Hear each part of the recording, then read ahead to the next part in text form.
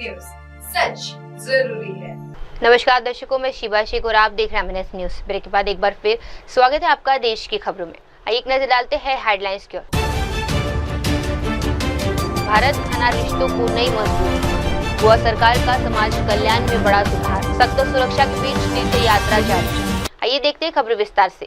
भारत घना रिश्तों को नई मजबूती, भारत और घना के रिश्ते अब और मजबूत हो रहे हैं। प्रधानमंत्री नरेंद्र मोदी ने संयुक्त वक्तव्य के कई बड़े ऐलान किए हैं। उन्होंने कहा कि ITCE और ICCR छात्रवृत्ति की संख्या दुगनी हो जाएगी, जिससे घना के छात्रों को भारत में उच्च शिक्षा और प्रशिक्षण के अधिक अवसर मिलेंगे। व्यावसायिक शिक्षा के क्षेत्र में भारत घना में कौशल विकास केंद्र स्थापित करेगा, जिससे स्थानीय युवाओं को रोजगार के बेहतर अवसर मिल सकेंगे।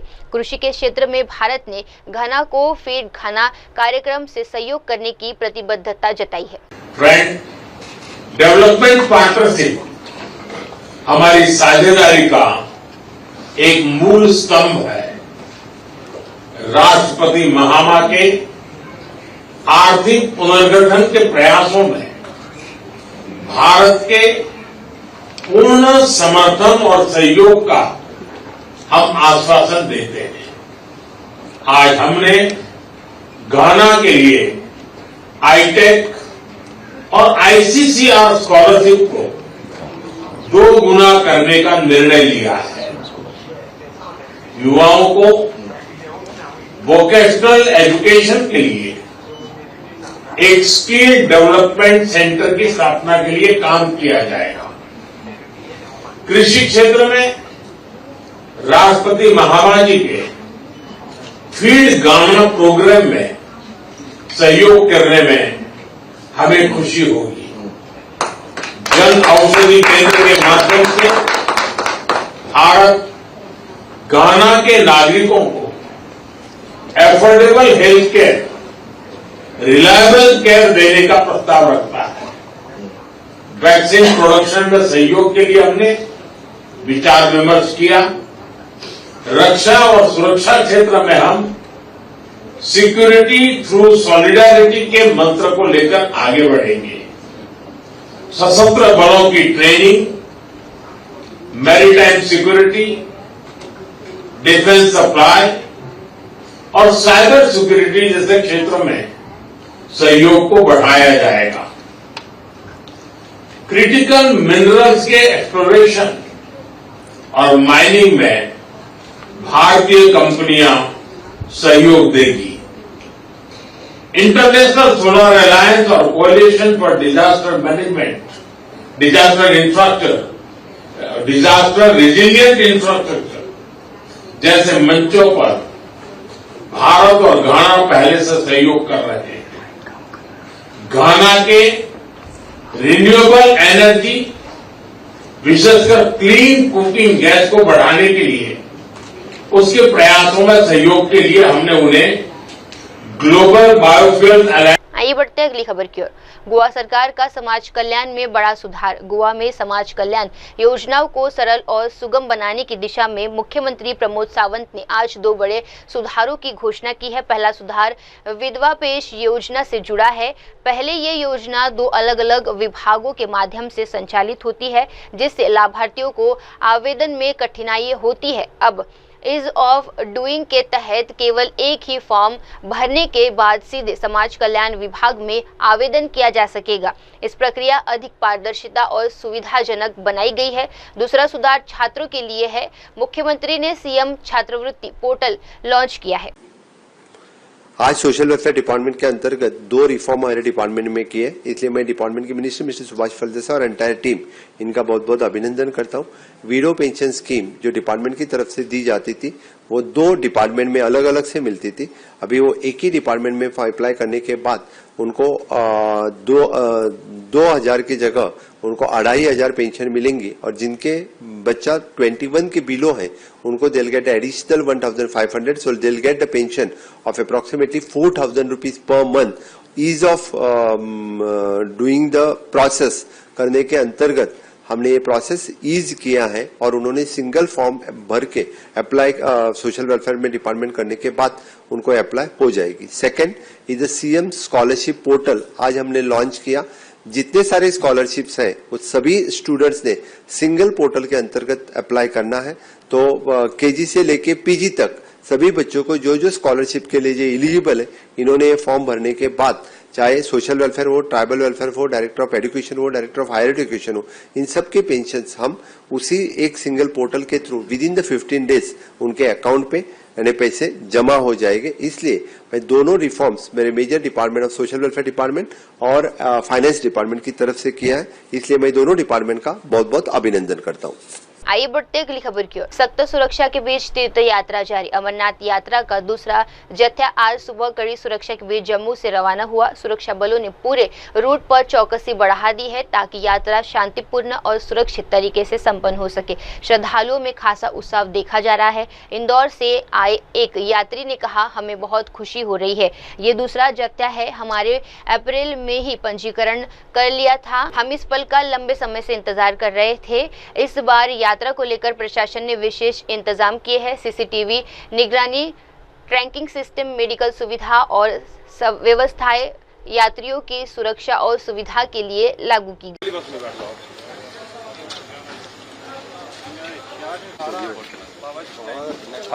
बराबर एक जो भी है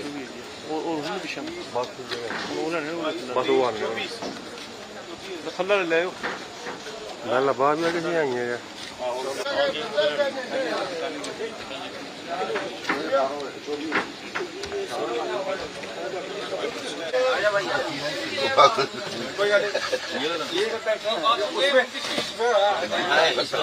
इसमें है एक आदमी। तो कितने बंदे आ रही हो? पीछे से कितने हैं?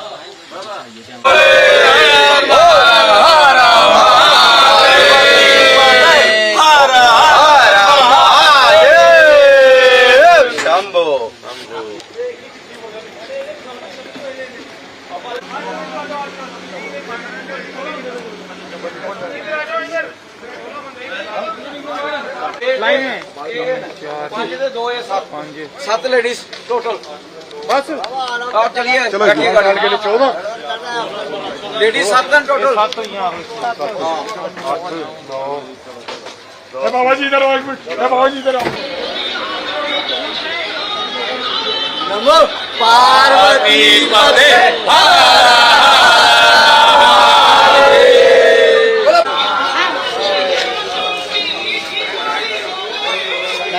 लाइन में बम बम बोले बम बम बोले बम बम बोले शिव शिव।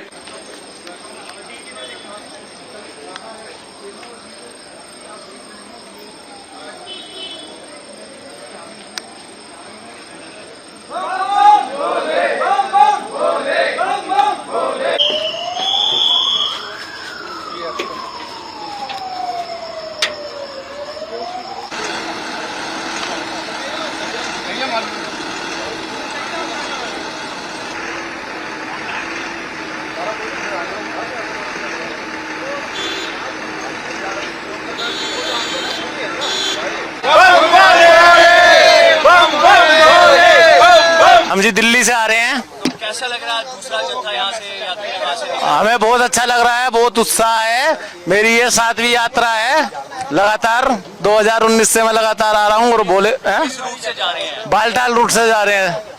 हम इंदौर से आए हैं और बड़ा, अरे सर बहुत ही आनंद आ रहा। दूसरा जत्था आनंद का बहुत ही बेसब्री से इंतजार हो रहा था।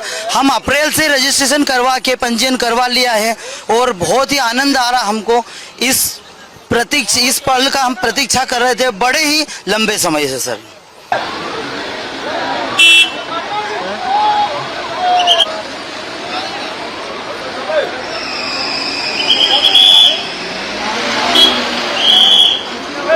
पीछे आ जाओ।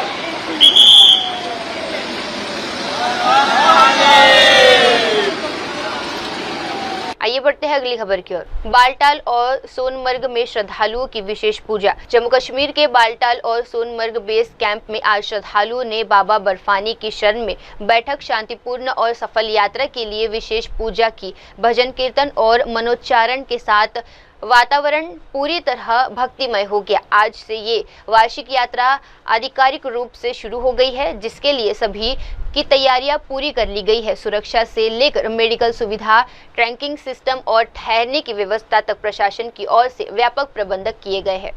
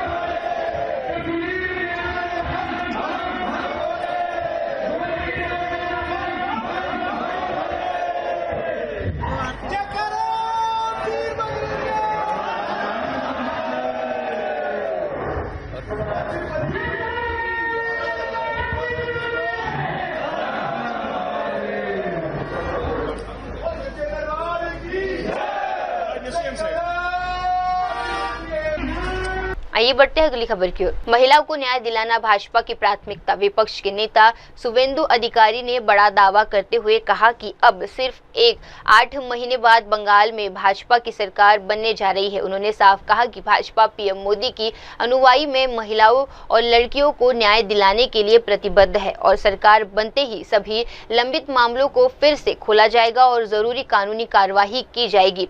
शुभेंदु अधिकारी ने मुख्यमंत्री ममता बनर्जी पर सीधा हमला बोलते हुए कहा कि बेटियां और बहनें बंगाल में सुरक्षित नहीं है, पूरे राज्य में घुसा है और अब ममता को तुरंत इस्तीफा देना चाहिए। बेटी, बहन, दीदी कोई सुरक्षित नहीं है। ममता शुड गो इमीडिएटली। पूरा झाड़ू लेकर आ गया ना, सब बहन का हाथ में झाड़ू है, देख लीजिए, सब दीदी बहन सबका हाथ में झाड़ू है। पूरा बंगाल में रोष है। एक कस्बा में किसी को घुसने नहीं दिया था। युवा मोर्चा हाईकोर्ट जाकर परमिशन लेकर आज एंट्री ले लिया। कस्बा एंट्री ले लिया। ममता का पुलिस को जितना भी उनका साजिश था, ममता की इशारा से सब खत्म। ओ कुछ नहीं होगा, कुछ नहीं होगा। उनका फैमिली को कब्जा में ले लिया पुलिस, एक केस खत्म हो जाएगा। लेकिन असली इंसाफ मिलेगा जब भाजपा की सरकार होगा। 8 महीना बाद बीजेपी का सरकार होगा। पार्क स्ट्रीट से कस्बा सब केस को रीओपन करके जो करना चाहिए वही करेगा। हम लोग मोदी जी का सिपाही है। हमारी दीदी, बहन, बेटी को न्याय दिलाने के लिए भाजपा वचनबद्ध है। ठीक है, मैं भी श्रमिक भट्टाचार्य की पक्ष में एक नॉमिनेशन करके आया हूँ। कल देखिए कोई डिक्लेरेशन का बात बोलूंगा। आइए बढ़ते हैं अगली खबर की ओर। नायब सिंह सैनी ने उच्च स्तरीय बैठक की अध्यक्षता की। हरियाणा के मुख्यमंत्री नायब सिंह सैनी ने राज्य प्रशासन की कार्यप्रणाली को और अधिक प्रभावी बनाने के लिए वरिष्ठ अधिकारियों के साथ एक उच्च स्तरीय बैठक की अध्यक्षता की। इस बैठक में राज्य के विकास योजनाओं, कानून व्यवस्था और जन कल्याण कार्यक्रमों की समीक्षा की गई। मुख्यमंत्री सैनी ने अधिकारियों को स्पष्ट निर्देश दिए कि योजनाओं के क्रियान्वयन में पारदर्शिता और गति को प्राथमिकता दी जाए। उन्होंने कहा कि सरकार की मंशा है कि हर वर्ग तय योजनाओं का लाभ समय पर पहुंचाने में किसी भी प्रकार की लापरवाही को बर्दाश्त नहीं किया जाएगा। पटना में डोमिसाइल नीति के खिलाफ छात्रों का प्रदर्शन। बिहार सरकार की नई डोमिसाइल नीति के विरोध में डाक बंगाल चौराहे पर सैकड़ों छात्र सड़कों पर उतर आए और नीति को वापस लेने की मांग की गई। प्रदर्शन के दौरान छात्रों ने नारेबाजी की, जिससे इलाकों में घंटों तक ट्रैफिक जाम की स्थिति बनी रही। छात्रों का आरोप है कि नई नीति राज्य के बाहर के लोगों को फायदा पहुंचाती है, जबकि स्थानीय छात्रों के अवसर समिति हो जाएंगे। पुलिस ने हालात को काबू में करने के लिए मौके पर बल तैयार किया, लेकिन छात्रों ने साफ कहा कि ये जब तक सरकार डोमिसाइल नीति को वापस नहीं लेगी, उनका आंदोलन जारी रहेगा।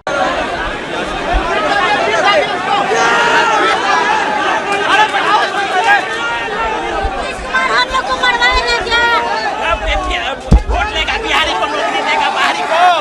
नीतीश कुमार वोट लेगा बिहारी को, नौकरी देगा बाहरी को। नीतीश कुमार वोट लेगा बिहारी से, नौकरी देगा बाहरी को। नीतीश कुमार वोट लेगा बिहारी से, नौकरी देगा बाहरी को। डोमिसाइल नहीं तो वोट नहीं है। डोमिसाइल नहीं तो वोट नहीं है। डोमिसाइल नहीं तो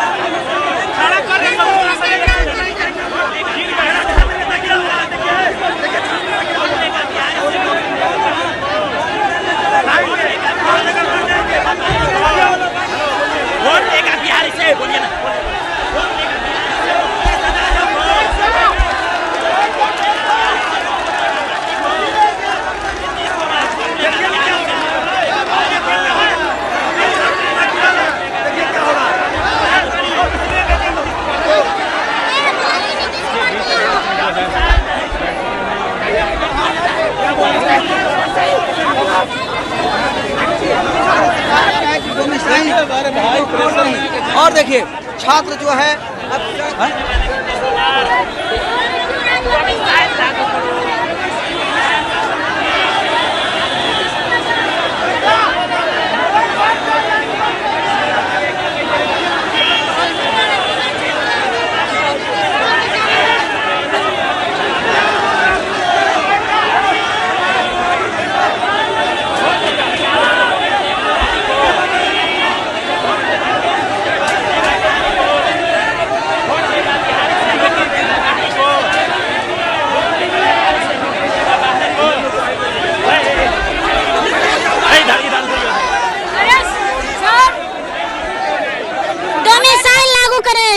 बिहार नौकरी ले वोट लेता है, बिहारी से नौकरी देता है बाहरी को।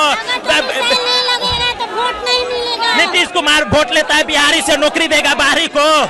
कितना बाहरी राज्य वाला बिहारी को नौकरी नहीं देता है। नीतीश कुमार बिहारी का नौकरी छीन करके बाहरी को क्यों दे रहा है? डोमिसाइल लागू करो, सप्लीमेंट्री रिजल्ट भी जारी करो। मेरा डोमिसाइल हक है, बिहारी का डोमिसाइल हक है, इसे डोमिसाइल लागू करना होगा। डोमिसाइल मेरा हक है, डोमिसाइल बिहारी का हक है। आइए बढ़ते हैं अगली खबर की ओर। रविंद्र चौहान बने महाराष्ट्र भाजपा अध्यक्ष। महाराष्ट्र भाजपा अध्यक्ष पद की जिम्मेदारी संभालने के बाद रविंद्र चौहान ने पहली बार मीडिया से बातचीत की। अपने संबोधन में उन्होंने पार्टी नेतृत्व का आभार जताया और संगठन को मजबूत करने का संकल्प दोहराया। उन्होंने कहा कि वे जमीनी स्तर कार्यकर्ताओं के संवाद बढ़ाएंगे और आगामी चुनाव में भाजपा को और मजबूत करने के लिए काम करेंगे। चौहान ने महाराष्ट्र के विकास और युवाओं को केंद्र में रखकर जनसंपर्क और जन आंदोलन चलाने की बात भी कही है। सर्वांना आणि आदरणीय चंद्रशेखरजी बावनकुळेजी यांनी गेला जो त्यांचा कार्यकाळ होता, या कार्यकाळामध्ये ज्या ताकदीने त्यांनी संपूर्ण महाराष्ट्रातील असणाऱ्या तळागाळातील जनतेपर्यंत संपर्क केला, भारतीय जनता पार्टीच्या सर्व कार्यकर्त्यांना पदाधिकाऱ्यांना एकत्र घेऊन काम केलं आणि एक चांगल्या पद्धतीची ताकद ही महायुतीच्या पाठीशी उभी केली। आज खरं तर एक त्यांचा सहकारी म्हणून, मित्र म्हणून गेली वर्षानुवर्ष आम्ही सर्वजण संघटनेत काम करणारे कार्यकर्ते आहोत। सरचिटणीस म्हणून एकत्र काम केलं होतं आणि त्यानंतरच्या काळामध्ये अध्यक्ष म्हणून काम करत असताना त्यांची कारकीर्द जी आहे ती अतिशय वाखाणण्याजोगी अशी त्यांची कारकीर्द होती। त्यांनी अतिशय चांगल्या पद्धतीने सर्व कार्यकर्त्यांना घेऊन संघटना बांधणीचं अतिशय चांगलं काम केलंय। खरं तर माझ्यासारख्या कार्यकर्त्याला काम करणं अतिशय सोपं आहे। केंद्रामध्ये आदरणीय पंतप्रधान नरेंद्र मोदीजींच्या नेतृत्वातलं सरकार आहे आणि राज्यामध्ये सुद्धा आदरणीय आमचे सर्वांचे नेते देवेंद्रजी यांच्या नेतृत्वामधलं महायुतीचं सरकार आहे। त्यामुळे केंद्र आणि राज्यामध्ये दोन्ही ठिकाणी एनडीएचं सरकार असल्यामुळे एक पॉझिटिव्ह पद्धतीने संघटनेला एक वेगळी ताकद ही केंद्र आणि राज्याच्या माध्यमातून मिळणार आहे याची मला पूर्ण कल्पना आहे। परंतु चॅलेंजेसही फार मोठे आहेत। येणाऱ्या काळामध्ये स्थानिक स्वराज्य संस्थांच्या निवडणुका आहेत, मोठ्या नेत्यांच्या आमच्या निवडणुका संपलेल्या आहेत आणि छोटे कार्यकर्त्यांच्या निवडणुका येणाऱ्या काळामध्ये सामोरं जाणं सर्वात मोठं काम येणाऱ्या काळामध्ये करणं गरजेचं आहे। परंतु भारतीय जनता पार्टीने गेल्या काही वर्षांमध्ये सातत्याने कार्यकर्ता निर्माण करण्याची एक चांगली प्रक्रिया ही गेल्या काही वर्षांपासून सुरू आहे आणि त्यामुळेच 1.5 कोटीपेक्षा जास्त प्राथमिक सदस्य आणि 1 लाखापेक्षा जास्त सक्रिय सदस्य असणारी पार्टी ही भारतीय जनता पार्टी. त्यामुळे या सगळ्यांना संघटनात्मक दृष्ट्या बांधणी करणं हे फार गरजेचं काम आहे. मंडळ स्तरावरती असणाऱ्या सर्व कमिट्या गठीत करणं, त्यानंतरच्या काळामध्ये जिल्हा स्तरावरच्या असणाऱ्या सर्व पदाधिकाऱ्यांच्या नेमणुका सर्वानुमते करणं आणि त्यानंतर प्रदेश गठन या प्रक्रियेकडे जाणं. खरं तर या सगळ्या प्रक्रिया पूर्ण करत असताना सर्वांना बरोबर घेऊन जाणं ही सर्वात तारेवरची असणारी मोठी कसरत आहे आणि ही येणाऱ्या 2 ते 3 महिन्यामध्ये करणं अत्यंत गरजेचं आहे. 100 दिवसाचा एक कार्यक्रम हा संघटनेमधला तयार करणं हे अत्यंत गरजेचं आहे. सर्व लोकप्रतिनिधींना एकत्र घेऊन हा करणं हे त्याहूनही महत्त्वाचं आहे आणि मला खात्री आहे भारतीय जनता पार्टीचा कार्यकर्ता हा अतिशय जोमाने कामाला लागला आहे. संघटनेची ताकद ही अधिक मजबूत होण्याच्या दिशेने प्रत्येकाचं असणारं स्वप्न आहे की ते आपल्याला पूर्ण करायचं आहे. त्या दृष्टिकोनातून प्रत्येकाला त्याची जबाबदारीची जाणीव सुद्धा आहे. भारतीय जनता पार्टीचा कार्यकर्ता त्या जबाबदारीचं ओझं घेऊन त्या येणाऱ्या 100 दिवसामध्ये या सर्व जबाबदाऱ्या ज्या पूर्ण करण्याचं काम हा येणाऱ्या काळामध्ये करणार आहे. मला खात्री आहे आदरणीय देवेंद्रजींच्या नेतृत्वामध्ये महाराष्ट्र हा येणाऱ्या काळामध्ये एक वेगळ्या दिशा जी आदरणीय पंतप्रधानांनी आम्हाला सर्वांना देण्याचं काम केलं आहे.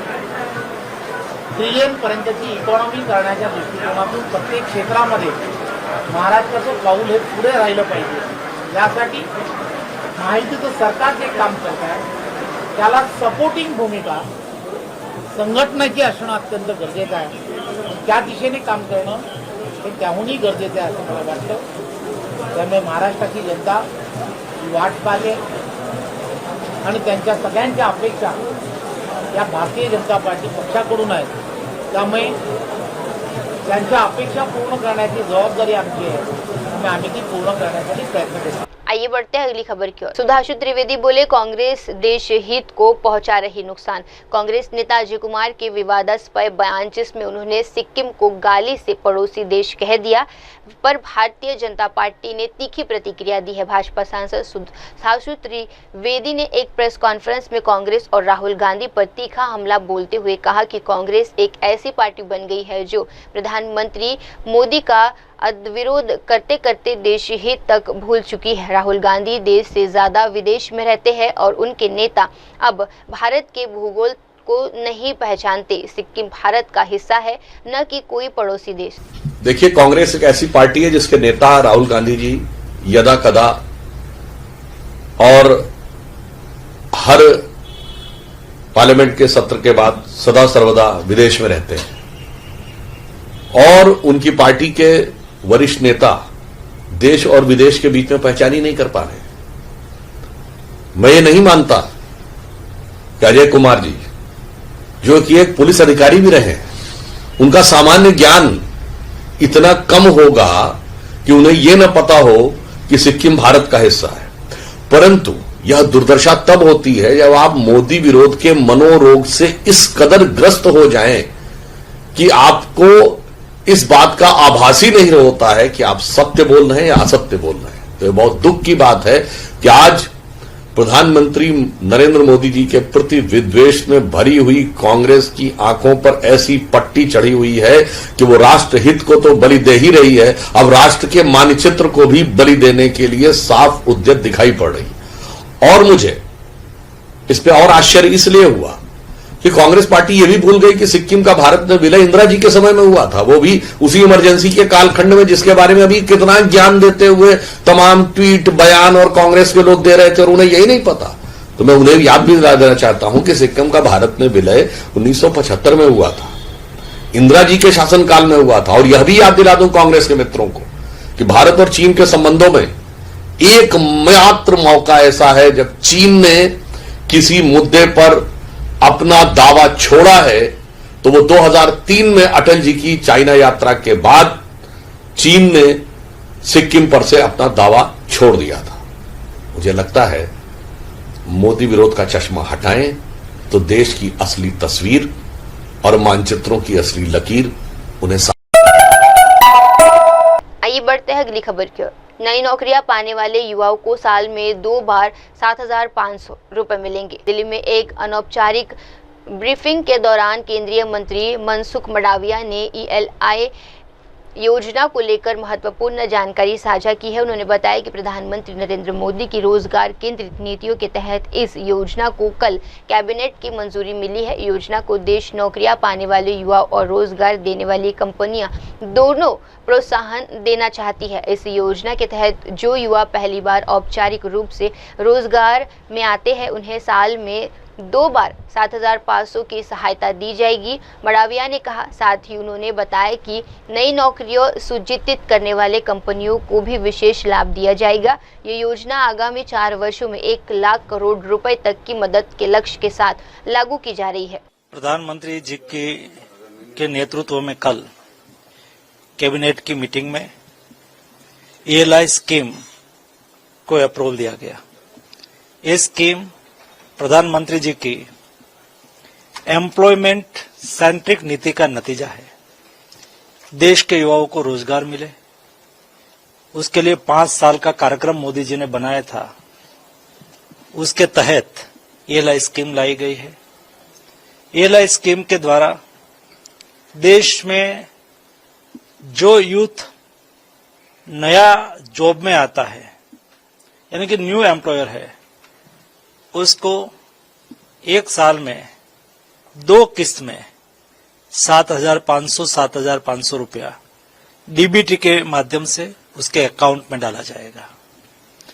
और जो कंपनी न्यू एम्प्लॉयमेंट जनरेट करते हैं, ऐसी कंपनियों को भी आर्थिक सहयोग करा जाएगा ताकि वो एम्प्लॉइज को पास ऑन करके न्यू जॉब को ओपन करे। ELI स्कीम के द्वारा अगले 4 साल में 1 लाख करोड़ रुपया एम्प्लॉइज और एम्प्लॉयर को DBT के द्वारा दिया जाएगा और 3.5 करोड़ से अधिक जॉब निर्माण करने का लक्ष्य के साथ ये स्कीम लाई गई है। मैंने कल ट्रेंड देखा, सभी युवाओं ने इस स्कीम का स्वागत करा है और मोदी जी ने अगले 5 साल के लिए एक रोजगार पैकेज के रूप में 2024-25 के बजट में अनाउंसमेंट करा था, जिसमें 2 लाख करोड़ रुपया से 5 स्कीम चला के 4.5 करोड़ जॉब निर्माण करने का लक्ष्य रखा था। ये लक्ष्य को परिपूर्ण करने के लिए ये ELI स्कीम बहुत उपयुक्त। आइए बढ़ते हैं अगली खबर की ओर। वन महोत्सव 2025 का शुभारंभ गोरखपुर में उत्तर प्रदेश के मुख्यमंत्री योगी आदित्यनाथ के नेतृत्व में पर्यावरण संरक्षण को लेकर एक महत्वपूर्ण अभियान चल रहा है। इस संदर्भ में 1 जुलाई से 7 जुलाई तक वन महोत्सव 2025 आयोजन किया गया है, जो पर्यावरण के प्रति जागरूकता बढ़ाने का एक संपूर्ण सप्ताह है। इस वर्ष के वन महोत्सव का उद्घाटन गोरखपुर में देश की प्रथम महिला राष्ट्रपति द्रौपदी मुर्मू ने किया। उद्घाटन समारोह में मुख्यमंत्री योगी आदित्यनाथ भी उपस्थित रहे। मुख्यमंत्री योगी आदित्यनाथ के नेतृत्व में उत्तर प्रदेश में पर्यावरण को बेहतर करने की दिशा में महत्वपूर्ण अभियान चल रहा है। 1 जुलाई से 7 जुलाई तक होने वाला वन महोत्सव इसी कड़ी को आगे बढ़ाता है। इस बार वन महोत्सव 2025 का शुभारंभ गोरखपुर में राष्ट्रपति द्रौपदी मुर्मू ने किया। मुख्यमंत्री योगी आदित्यनाथ की मौजूदगी में महायोगी गुरु गोरखनाथ आयुष विश्वविद्यालय परिसर में राष्ट्रपति ने एक पेड़ मां के नाम अभियान के तहत रुद्राक्ष का पौधा लगाया। 210 करोड़ से अधिक वृक्षारोपण के कार्यक्रम को आगे बढ़ा करके उत्तर प्रदेश के फॉरेस्ट कवर को आगे बढ़ाने में मदद की। ये पर्यावरण के प्रति और प्रकृति के प्रति हमारी कृतज्ञता का एक छोटा सा उदाहरण हो सकता है। वहीं दूसरी ओर प्रदेश के वन एवं पर्यावरण मंत्री अरुण सक्सेना ने इस मुहिम के तहत लखनऊ के कुकरेल पिकनिक स्पॉट पर पौधारोपण किया। वन मंत्री ने कुकरेल में त्रिवेणी वन यानी बरगद, नीम और पीपल के पौधे लगाए। पर्यावरण बहुत ही आवश्यक है। आप ये समझ लीजिए कि पर्यावरण ही जीवन का मूल है। अगर पर्यावरण जिस दिन खराब होता चला जाएगा उस दिन पृथ्वी पे जीवन मुश्किल हो जाएगा। उत्तर प्रदेश में विगत 5 वर्षों से एक वृहद अभियान के रूप में कराया जा रहा है और हम लगभग आप मान के चलिए 600% हमने 2016-17 से वृद्धि की अपने वृक्षारोपण के टारगेट्स में और लगभग 237 करोड़ रुपये हम इस वर्ष आ जाएंगे इस वर्ष के वृक्षारोपण का जब हम टारगेट पूर्ण कर लेंगे। एक हफ्ते तक चलने वाले इस वन महोत्सव में 35 करोड़ पौधारोपण का लक्ष्य रखा गया है, जिसके लिए अलग अलग विभागों के साथ स्वयंसेवी संस्थाओं को भी इस अभियान से। कांग्रेस सांसद रंधावा ने सरकार से पूछा चालान क्यों नहीं पेश किया गया। दिल्ली में कांग्रेस सांसद सुखजिंदर सिंह रंधावा ने सरकार से सवाल किया कि अकाली नेता विक्रम मजिस्ट्रिया के मामले में अदालत में चला चालान क्यों नहीं पेश किया गया। उन्होंने पूछा कि मजिस्ट्रिया को पहले गिरफ्तार किया गया था लेकिन फिर वे जमानत पर कैसे बाहर आ गए। रंधावा ने इस मामले को लेकर सरकार की कार्यवाही पर सवाल उठाते हुए पारदर्शिता और जवाबदेही की मांग की है। उनका कहना है कि कानून के सक्षम सभी को बराबर होना चाहिए और किसी के साथ भी छूट नहीं होनी चाहिए। चाहते हैं ताकि दूसरे देशों में पैसा लगा सकें। मैं इनको ये बताना चाहता हूं कि जो आदमी पकड़ा गया है किसी पार्टी को वहां जाकर प्रदर्शन धरना लगाना, ये उनको नहीं रोकना चाहिए, सुनना चाहिए, गवर्नमेंट को अलाउ करना चाहिए। ये डेमोक्रेसी है, ये डांगोक्रेसी नहीं है। तो हर आदमी का प्रदर्शन करने का और गवर्नमेंट को पेशेंस रखनी चाहिए कि अगर हमने कोई काम किया है उसके ऊपर हमें बात करनी होगी, देखना होगा क्या क्या हमने गलती की है, क्यों नहीं अभी तक चालान पेश किया गया विक्रम मजिस्ट्रिया का जो पहले वाला था, क्यों उसकी बेल हुई, कैसे हुई। SIT 3-4 आप इन्होंने बना दी, 3-4 इन्होंने एडवोकेट जनरल ट्रांसफर कर दिए। तो इसमें सभी देखना होगा कि यही नहीं कि जब कोई बात आती है उसका नैरेटिव चेंज करने के लिए किसी को ऐसे कर दो वो कर दो और पेपरों में ले आओ।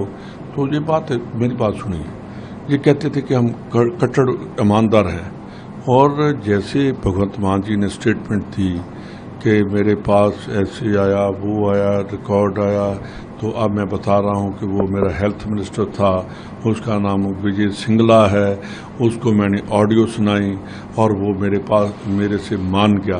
तो अब ने उसकी कैंसिलेशन क्यों डाल दी? डालनी चाहिए, उसका भी जवाब दें कि अपने घर से चीफ मिनिस्टर अरेस्ट करवा रहा है और चीफ मिनिस्टर की स्टेटमेंट है कि मेरे पास उसकी ऑडियो है। तो अब चीफ मिनिस्टर के ऊपर एक्शन आना चाहिए कि आपने गलत बयानी की थी उस टाइम। जिस आदमी ने उसके ऊपर किया था, उन्होंने दिया था कि स्टेटमेंट, जिसकी स्टेटमेंट पर FIR हुई वो सुपरिटेंडिंग इंजीनियर था, उसके ऊपर क्यों नहीं एक्शन लिया गया कि उसने, वो कहता है कि हाँ सरकार ने जो किया है वो मैं उसके साथ एग्री। इसका मतलब पहले तूने गलत कंप्लेंट की CM के पास, तो एक्शन तो होना चाहिए। ये बात नहीं है, ये हमें वो काम करना चाहिए जो लोगों की गवर्नमेंट बनी है उसके लिए काम करना चाहिए। आइए बढ़ते हैं अगली खबर की ओर। पूर्व मुख्यमंत्री पृथ्वीराज चव्हाण ने बहुदलीय प्रतिनिधि मंडल की आलोचना की। महाराष्ट्र के पूर्व मुख्यमंत्री और वरिष्ठ कांग्रेस नेता पृथ्वीराज चव्हाण ने पहलगाम हमले और ऑपरेशन सिंदूर के बाद आतंकवाद के खतरे पर विभिन्न देशों में भारत के विचार प्रस्तुत करने वाले बहुदलीय प्रतिनिधि मंडल को लेकर बड़ी प्रतिक्रिया दी है। उन्होंने कहा कि ये प्रतिनिधि मंडल संसदीय प्रतिनिधि मंडल नहीं था बल्कि एक सरकारी प्रतिनिधि मंडल था जिसका चयन सरकार ने किया था। पृथ्वीराज चव्हाण ने इस पूरे मामले को नाजुकता से संभालने की जरूरत बताई और कहा कि कांग्रेस पार्टी ने इस प्रतिनिधि मंडल में भाग लेने के लिए सहमति दी थी। Sir, you've strongly raised the issue of the Pahalgam attack and also why a special session should be called. But another leader of the Congress who was also part of the G23 group that was asking for reform from the party, Mr. Shashi Tharoor, has had constantly had a divergent opinion to the party throughout this, the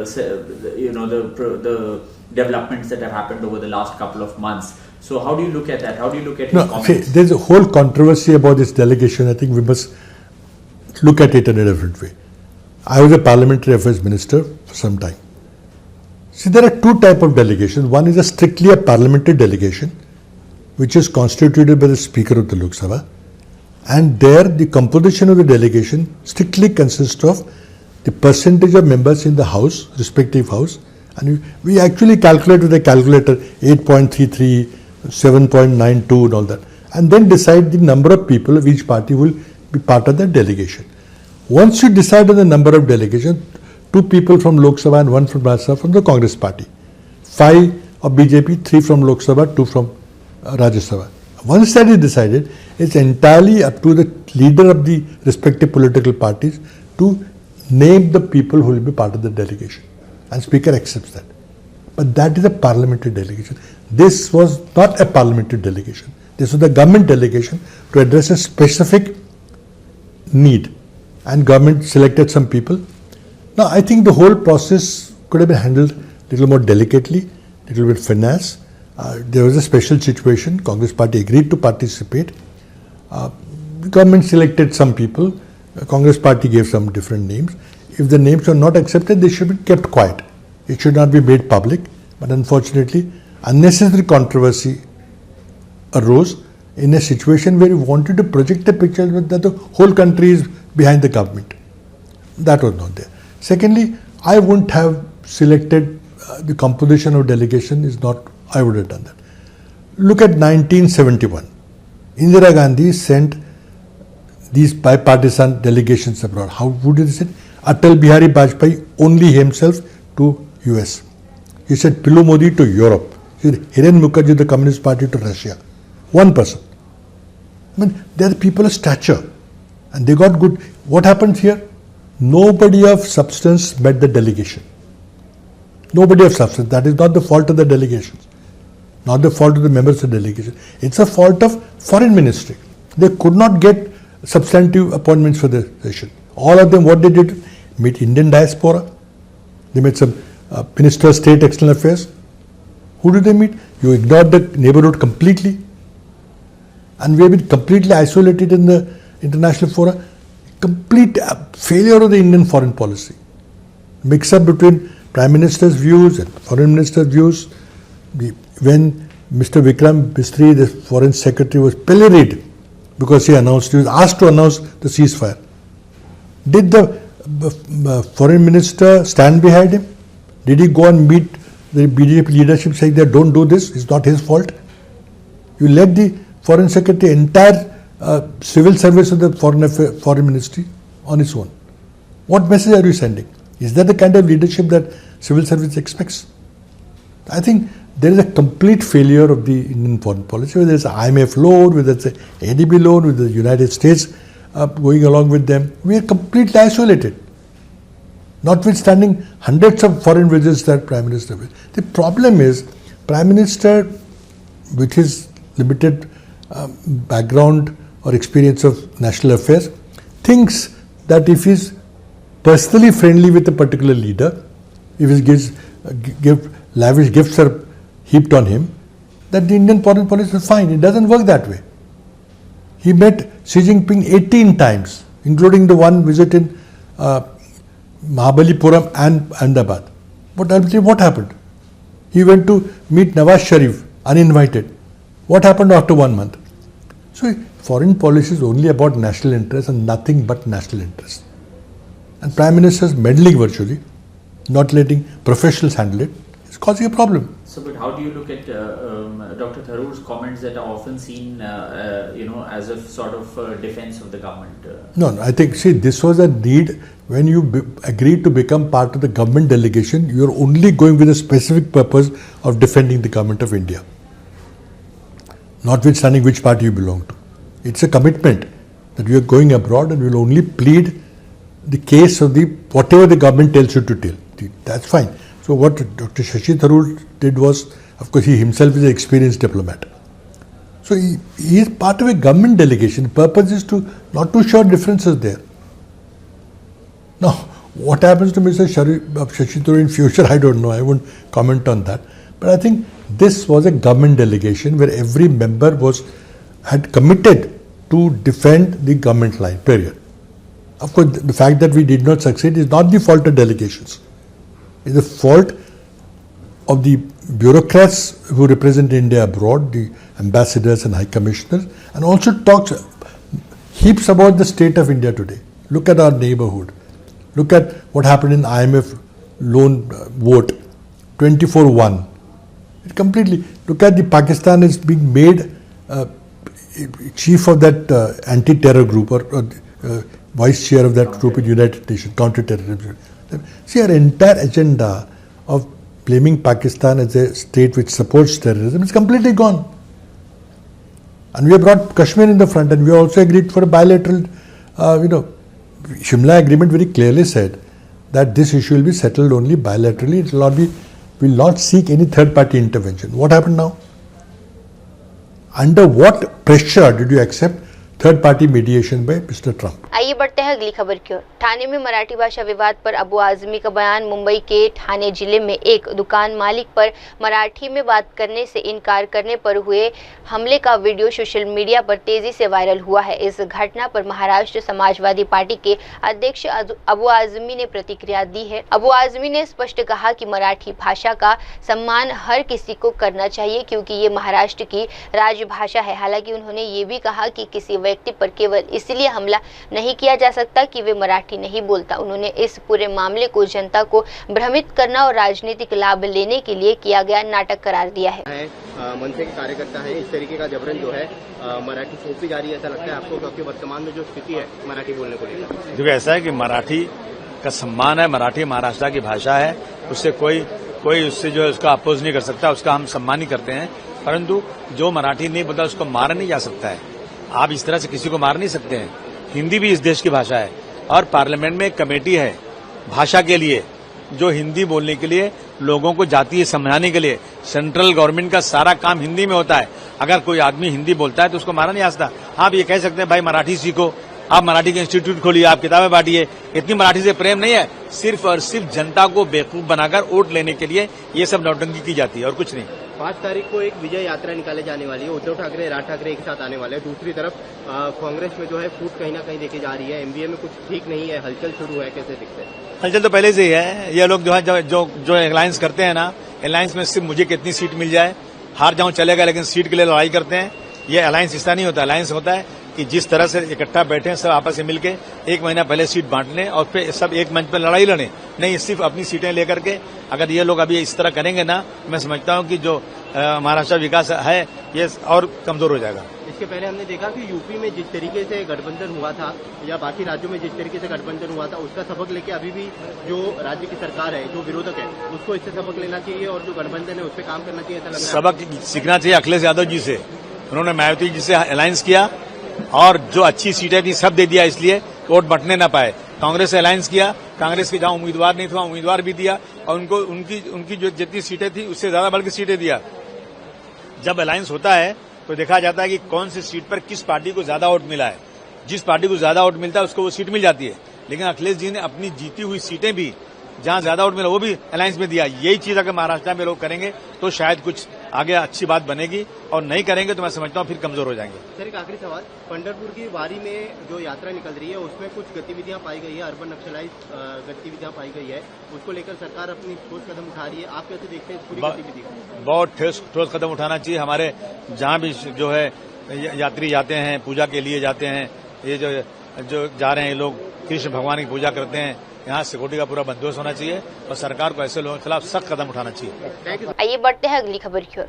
PM Modi को घना का सर्वोच्च नागरिक सम्मान। प्रधानमंत्री नरेंद्र मोदी को घना की ओर से देश का सर्वोच्च नागरिक सम्मान और officer of the order of the star of घना प्रदान किया गया है। ये सम्मान घाना सरकार द्वारा प्रधानमंत्री नरेंद्र मोदी के प्रभावशाली वैश्विक नेतृत्व और भारत के बढ़ते अंतर्राष्ट्रीय कद को देखते हुए दिया गया है। इस पर प्रतिक्रिया देते हुए भाजपा के राष्ट्रीय प्रवक्ता CR केशवन ने कहा कि ये सम्मान केवल प्रधानमंत्री को नहीं बल्कि पूरे भारत और वैश्विक दक्षिण को दिया गया है। ये उस सम्मान और विश्वास का प्रतीक है जो आज पूरी दुनिया भारत और हमारे प्रधानमंत्री के प्रति रखती है। Had inspired the African nations to combat colonialism, Prime Minister Narendra Modi ji, with his remarkable statesmanship, has empowered them to play a pivotal role in shaping the global narrative. Ghana conferring its highest national honor to Prime Minister Narendra Modi ji for his influential global leadership is standing testimony to the respect and faith not just Ghana but the entire global South has in India and our Prime Minister.